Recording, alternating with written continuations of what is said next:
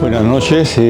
Primero mi gratitud a Samaca por permitirnos presentar estos libros aquí en este magnífico local tan acogedor.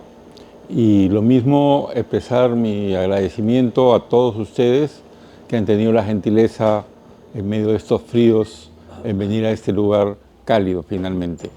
Y lo mismo agradecer al editor que es Manuel Linares Guzmán, que también es una persona como Félix Quesada y como yo mismo de la Universidad de San Marcos. Entonces nos une esa universidad y nos une el amor a la poesía. En el caso del libro que presento, este libro entra en lo que se llamaría su cuarta edición. La primera fue, si no me equivoco, en 1979, que la editó Carlos Orellana.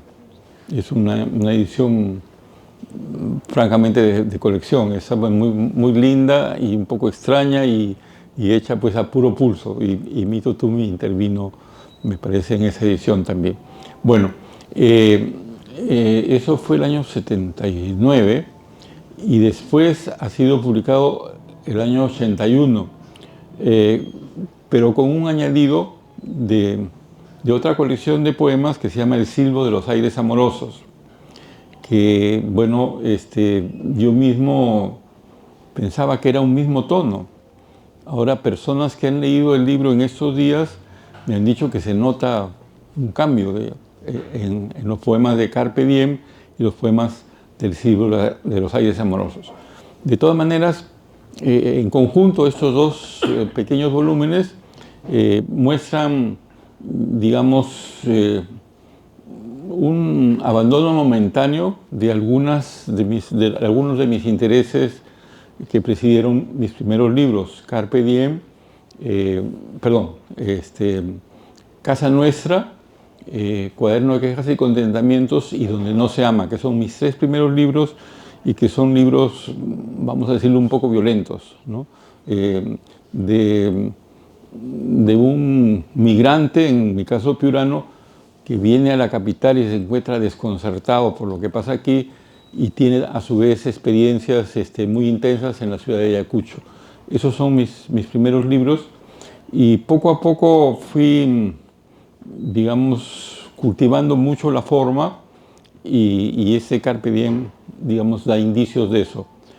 Y el segundo libro que un amigo entendido que se llama Juan Carlos Crespo, que es profesor de la Universidad Católica de Historia, pero gran aficionado a la poesía, me ha dicho que se nota que son dos momentos diferentes. Y ahora que los estoy viendo, creo que tiene razón. Bueno, eso es lo que yo tenía que decir sobre el libro y creo que tal vez lo más importante para un poeta es volver a la oralidad y leer algunos textos. Entonces voy a empezar por leer unos 3 o 4 textos del primero y 3 o 4 textos del segundo para dar paso después a mi querido amigo Félix Quesada, que cuando ingresé a la Universidad Católica en 1959 fue el primero que se hizo mi amigo. La primera persona que fue mi amigo fue él y seguimos siendo amigos, bueno, algunas décadas después. Y lo hemos sido a lo largo del tiempo, a pesar de que él fue por la lingüística y yo fui por la literatura, pero por ahí hubo un encuentro a través de la mutua admiración que teníamos por Arguedas, ¿no? Él estuvo muy cerca de Arguedas y yo lo conocí poquito, pero lo aprecié mucho. Y bueno, lo importante es que seguimos siendo amigos hasta hoy día y ahora coincidimos con el editor Manuel Linares. Entonces, leeré algunos poemas del libro que se llama Carpe Diem.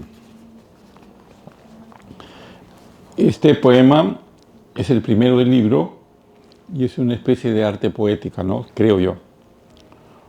Hoy, Rito se llama. Hoy, ayer y mañana, hoy, en este instante, en el punto inmóvil donde todo y nada sucede, para purificar el dialecto de la tribu, colocando cada palabra en su lugar, habla la poesía. Habla poco, cumpliendo su obligación, y sin que nadie la invente, esparza o desordene, evidencia el orden y desorden de la vida, orden y desorden y furor. Y para que la tribu quede contenta, usa palabras del lenguaje de hoy, pues las palabras del año pasado pertenecen al lenguaje del año pasado, y las palabras del próximo año esperan otra voz. Y en el punto inmóvil donde todo y nada sucede, esa voz es esta voz. Este se llama Varona y Varón. No muchos saben, pero digamos está dentro del sistema que varón, el femenino de varón es varona, ¿no? Y así se usaba mucho tiempo y yo lo he vuelto a usar aquí. Varona y varón, desnudos frente a frente, desnudos con esmero, son presencia impalpable de la gracia del quien sabe. Nada pueden contra ellos, ni el miedo que bien sienten, ni lo espaciado de los encuentros, ni la envidia de los solitarios, ni el viento de los que murieron. El fuego está en su salsa, tan feliz como un niño, tan se escapa por un tubo, tan se oculta o parece nada, que induce a la pareja a desnudarse con esmero, a juntar aire y tierra, aumentando la ternura para empezar de nuevo el acto más hermoso de la vida, varona y varón. Este se llama Juego de Manos. El suave erotismo de estos años con sus pausas y desidias, las escenas curiosas de celos absurdos como todos los celos, los billetes que mandábamos a la usanza del 19, rondas de niños, dibujitos, frases de doble sentido, los deliberados cambios de tema de tu obsequiosa sagacidad, atenta todo el tiempo a cumplir solo mis mínimos deseos, todos esos mendrugos de ternura que me prodigabas con displicencia, terriblemente sabia, perspicaz, instintiva, hasta la temeridad de exhibir una relación que no existía, cúmulos sin importancia, negligencias que a un adolescente causan la muerte por un día, por dos, hasta que te reemplaza por algo, bagatelas que empiezo a extrañar cuando todavía estás a toque de teléfono y nada ha terminado, ni siquiera la vida en común que no habremos ni tuvimos, por la absoluta torpeza de confundir todos los días el fuego de la vida con nuestros juegos de manos. Este se llama Lámpara. Si te toco el brazo por azar buscado, por azar, rápido separas, oh qué rápida, el brazo de todo el cuerpo por azar. Y en tanto rozo tu brazo inerte de verdad, busco imágenes absurdas para ti. Y en tanto me restrego los ojos otra vez, busco imágenes absurdas para ti. Y no sé qué hacer con tu brazo que al azar viene a mis manos no sé para qué. Un no sé qué, queda balbuceando, palabras que danzan, oh qué rápidas por azar. Escudriño, brazo, lámpara, azar, oh qué azar, tú, muchacha, lámpara sin luz.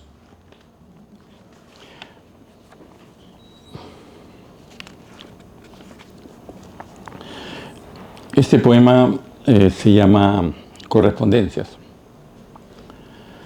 Mientras el cuerpo se descompone, se mantiene pero se descompone. El corazón, que es el centro donde la vida más falla, el corazón, esa bombita hermosa, se descompone. Y mientras se descompone el corazón, por instinto simple de supervivencia, se va tornando piedra y no se descompone.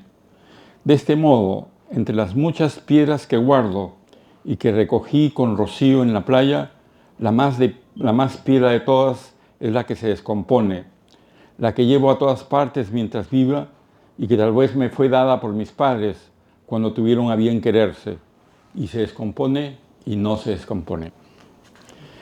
Estos han sido poemas del primer texto que, como dije, se llama Carpe Diem. Y estos son los poemas, posteriores del libro El silbo de los aires amorosos, que lo he tomado de San Juan de la Cruz. El silbo de los aires amorosos. Y Carpe Diem lo he tomado del poeta Horacio en el siglo I. Este poema se llama Descripción de María y tiene una cita de Baudelaire que voy a leer en español: a la muy cara, a la muy bella, que llena mi corazón de claridad. Baudelaire es el texto, ¿no? Es audaz, su belleza es audaz y no corresponde a nuestros días. Por eso confunde a los imbéciles que le niegan el título de hermosa, pues no conocen así a ninguna otra mujer. Su voz es ronca, como la de una cantante antigua de un disco antiguo escuchado por primera vez. No usa maquillaje, usa ojeras. Su piel es de trigo. Los ojos gatos de lujo brillan como brasas en la oscuridad. A su lado me transformo y noto que otras gentes se transforman a su pesar. A su pesar tiembla el hombre delante de la mujer. Ya. Este poema se llama Carta. No sé si será lluvia o sal, barro o mar transparente, lo que brota conmigo ahora que rodeada de teléfonos y de cancerberos locos que lamen tu mano, agonizas en el este de la ciudad, absolutamente solo. Termino la función y sigo mi camino largo y sin retrocesos. Me niego a quedarme celebrando una y otra vez el ritual de la muerte. Busco los objetos difuminados por tus ojos en las tardes del inicio. Letras, sílabas hermosas, páginas que vi brillar en la niebla de enero y largos caballos de avena, aguardándome, crines volando en la hora del viento. Adiós, señorita, mi más secreto sueño. Los tiempos que anduvimos juntos fueron mejores, se los agradezco. Pero no espere usted muchos versos. ¿Quién le va a escribir versos? El juglar tiene que ver y palpar a su musa de carne y hueso. Inclino la cabeza por última vez y me despido para siempre.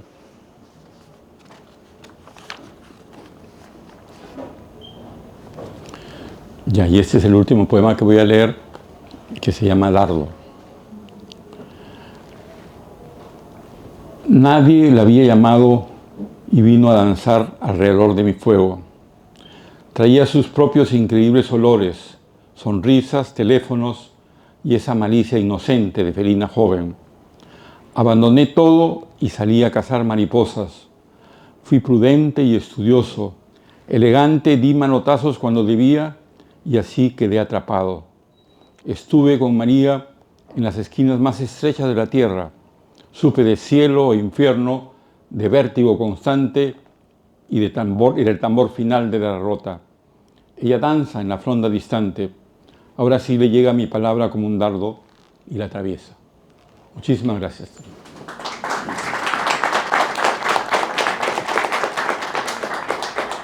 Buenas noches. Mis primeras palabras son para agradecer a Samaca por haberme dado esta oportunidad de estar cerca a Marco Martos y estar frente a ustedes, a quien agradezco por su presencia y tal vez su tolerancia por permitirme yo leerles el poema, los poemas de este libro, Las Avenidas de la Aurora, que es la primera edición. Pero antes, yo quisiera justamente expresar que es un orgullo para mí. Es la primera vez que lo hacemos, a pesar que nos conocemos y hemos empezado en estas lides del quehacer poético desde la juventud. Es la primera vez que me toca estar en un recital al lado de Marco Martos, y aprovecho para rendirle mi cordial homenaje por su amistad y por ser el alma grande del poeta.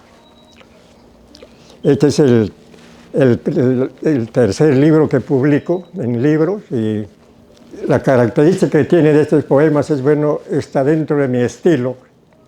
Debe significar algo alguna cosa muy intrínseca a mi pensamiento, a mi percepción del mundo y mi experiencia en esta situación que vivo en la tierra.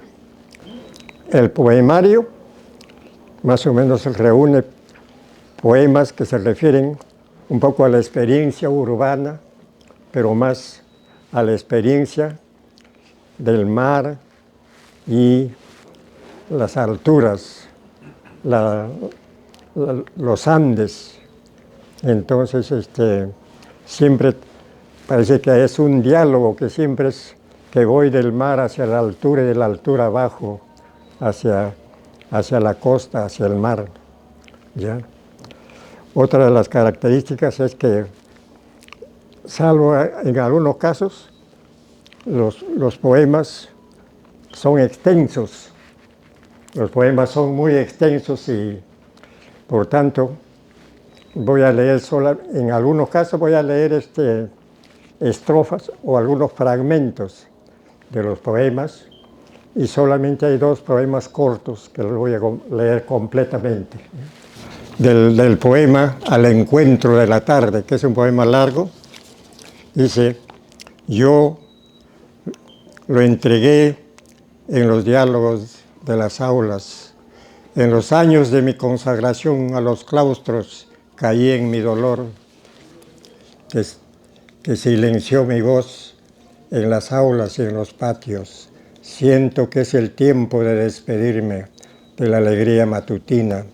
En las tardes sublevantes, solo lo confieso, carezco del valor de Vallejo y Javier Heró para esperar la muerte tomando desayuno. Solo pido excluirme del olvido. Siempre necesitaré el calor y solidaridad en alta voz. No es posible renunciar al destino del hombre. Debo morir. Tengo que morir antes que llegue la muerte. Pero es difícil morir cuando la primavera sonríe en el aire, cuando los pájaros cantan. Y hay el poema corto que es El río feliz. Entonces lo voy a leer íntegramente. Los sabores del valle agigantan el vuelo de los pájaros y el suspiro de las colinas fecunda sus cantos que bajan hasta los sueños de los remansos. Soy el río feliz.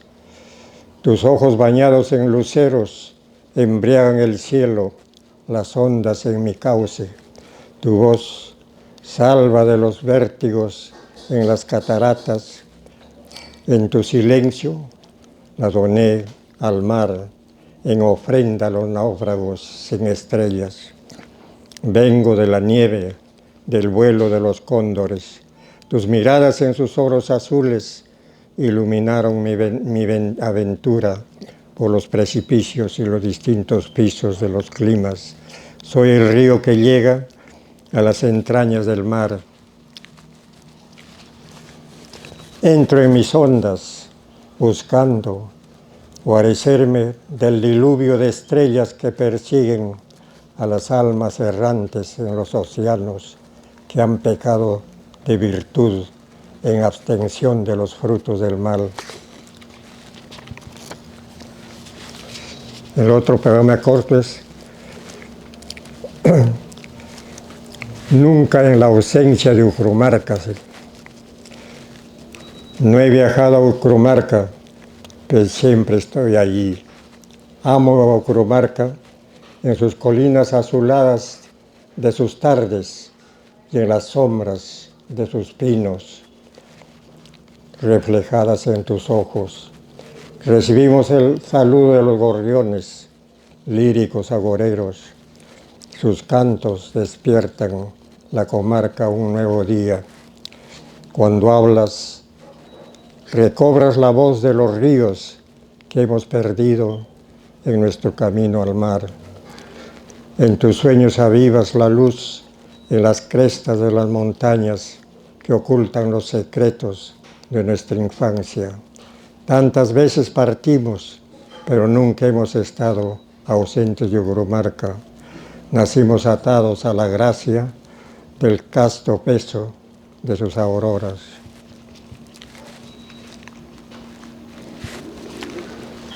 Y ahí casi el poema central es la efigie de los Andes. También solo voy a leer la primera estrofa porque es un poema muy largo. Dice: nieve, ilusión corpórea de las alturas, luz naciente en las avenidas de las auroras, ha asumido nuestra latitud en su edad oscura, pero en la desnuda claridad de los Andes. En el periplo de la centella por los horizontes australes, has enarbolado el paisaje de alboradas a lo largo de la cordillera de tus pasos. Has fundado el amanecer en el corazón de América, en la cordillera de los Andes, que alumbra desde el extremo sur de la Patagonia hasta compartir el silencio fantasmal de los glaciares con la indomable soledad de los astros sobre el port ártico. Y el último es el Luz Marina, que se refiere a un extenso poema a la experiencia en el mar. Solamente voy a leer igualmente la primera estrofa. Rodea al mar tu silencio de dueña de la luz, que germine en la floración de las auroras de los océanos. Inmersa en el corazón del seno azul, anegaste tu pasión de oro cielo en el mundo. Cuando te reconocí como alma de la claridad en los mares, tu ansiosa mirada de fulgor, extraviada en la temperatura marina, has llamado a mis íntimos latidos, mi corazón indomable ha caído en amor. Nunca la región de las aguas quedó en noche. Por tu eterna gracia que donas, la naturaleza te consagró luz marina. Muchas gracias. Muchas gracias.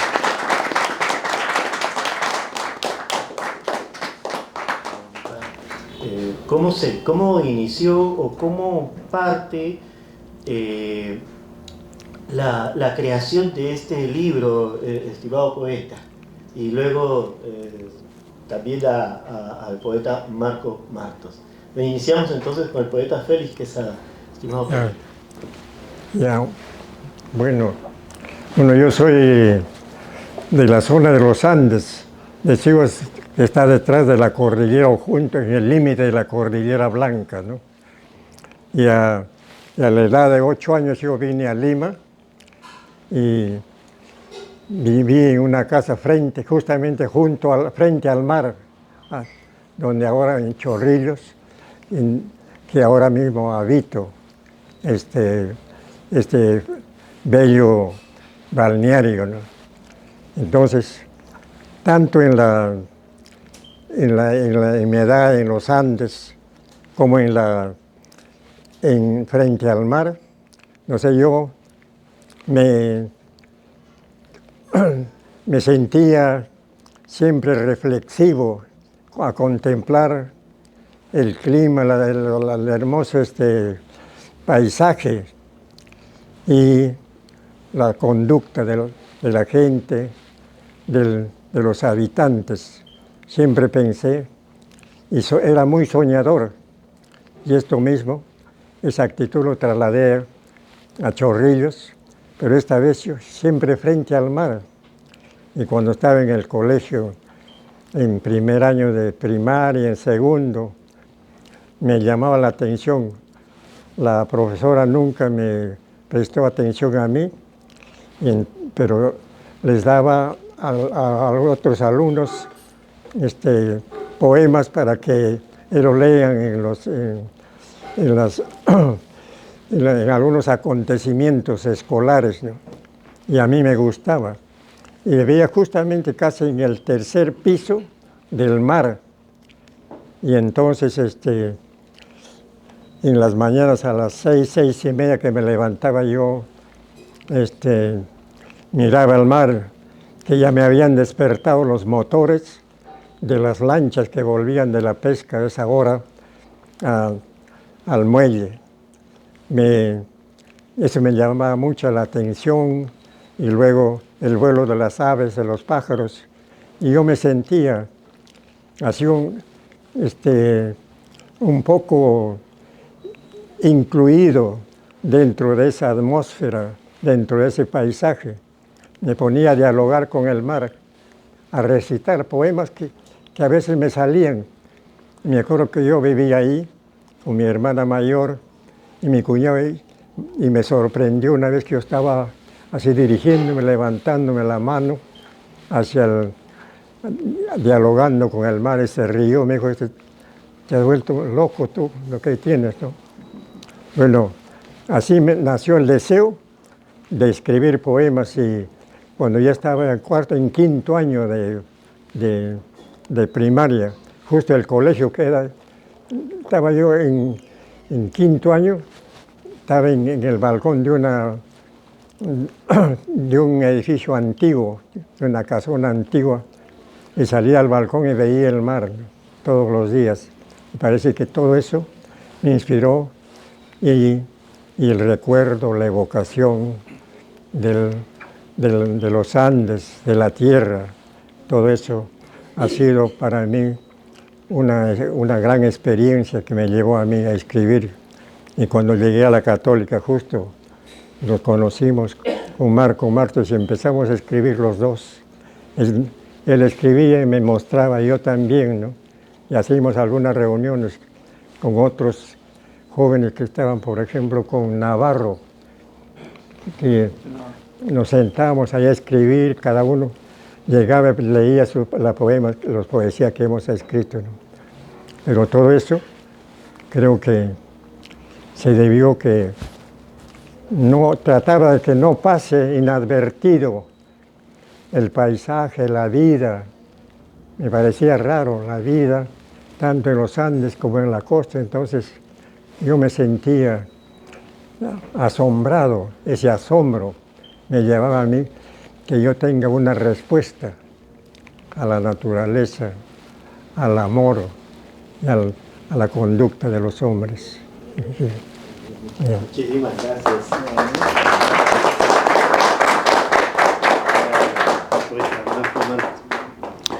Hola, bueno, en otras ocasiones he contado que en mi caso fue muy importante ser de Piura y tener padres que eran maestros, los dos, y al mismo tiempo tener pues cierta libertad, digamos, que los niños a veces no tienen.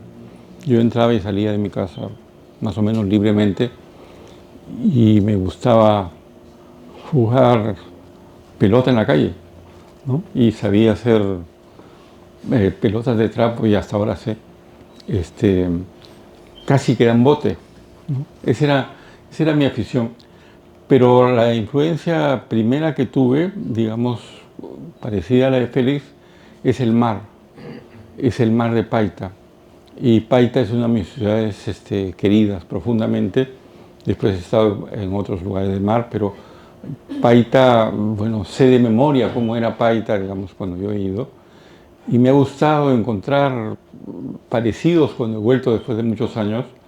Y incluso en las playas en las que he estado, ¿no? He tenido emociones muy intensas en Paita, incluyendo una vez que mi hermano casi se ahoga, ¿no? Y fue salvado por un amigo. Son experiencias que no me olvido nunca, ¿no? Como dicen, la luna de Paita y el sol de Colán.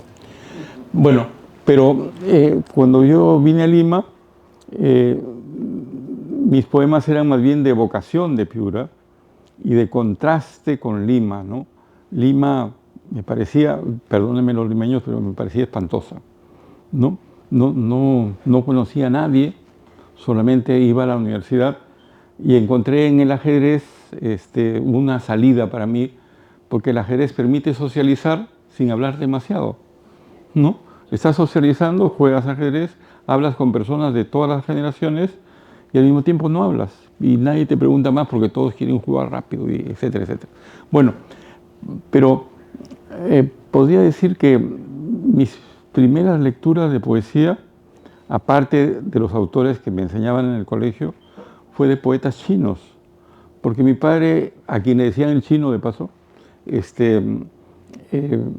parece que tenemos antecedentes chinos, efectivamente.